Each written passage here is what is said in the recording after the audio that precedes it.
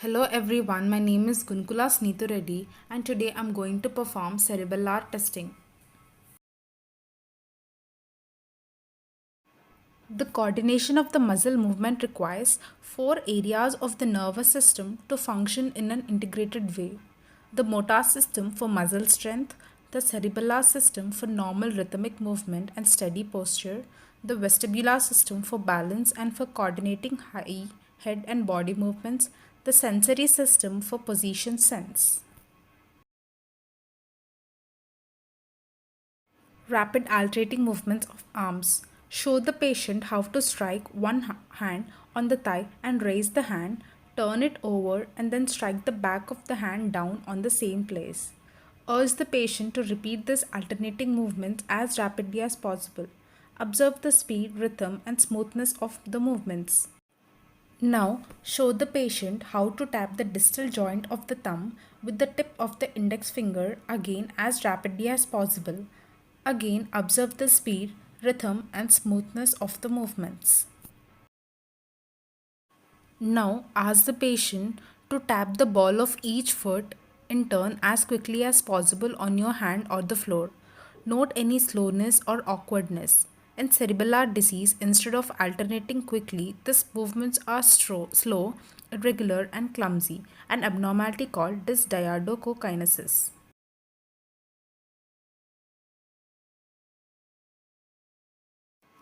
Ask the patient to touch your index finger and then his nose alternatively several times. Move your finger so that the patient has to change directions and extend the arm fully to reach your finger.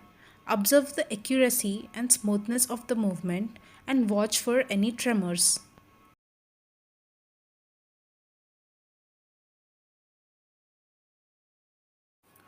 Now, hold the finger in one place so that the patient can touch it with one arm and the finger outstretched. Ask the patient to raise the arm overhead and lower it again to touch your finger. After several repeats, ask the patient to close both eyes and try several more times. Normally, the patient touches the finger successfully with eyes open or closed. This maneuver tests the position sense and the function of both labyrinth of the inner ear and the cerebellum. Ask the patient to place one heel on the opposite knee, then run it down the shin to the big toe. Observe this movement for smoothness and accuracy. Repetition with the patient's eyes closed tests for position sense. If position sense is absent, performance is poor with eyes closed.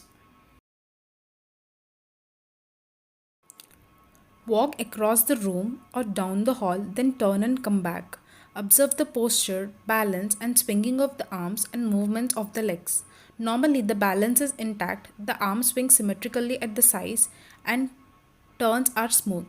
An uncoordinated gait with reeling and instability is ataxia. Ataxia is seen in cerebellar disease, loss of position sense, and in intoxication. Now ask the patient to walk heel to toe in a straight line. It is called tandem walking. Tandem walking may reveal ataxia that is not otherwise obvious. Ask the patient to walk on toes then on heels. This tests plantar and dorsiflexion of the ankle as well as balance. Inability to heel walk is a sensitive test for corticospinal tract damage. Ask the patient to hop in place on each foot in turn.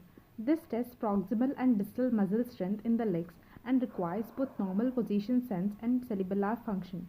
Difficulty hopping points to weakness and lack of position sense and cerebellar Now, do a shallow knee bend test. First on one leg, then on the other. Difficulty doing shallow knee bend suggests proximal weakness, that is extensors of the hip, and weakness of the quadriceps, extensors of the knee, and both. The Romberg test. This is mainly a test for position sense. The patient should first stand with the feet together and eyes open. Then close both eyes for 30 to 60 seconds without support. Note the patient's ability to maintain an upright posture. Normally, any swaying is minimal. The patient stands fairly well with the eyes open but loses balance when they are closed, which indicates a positive Romberg sign.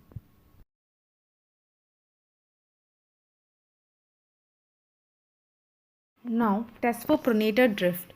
The patient should stand for 20 to 30 seconds with eyes closed and both arms held straight forward with palms up. Normally, patients hold this arm position well. Next, instruct the patient to keep the arms out and eyes shut and tap the arms briskly downward. The arms normally return smoothly to the horizontal position.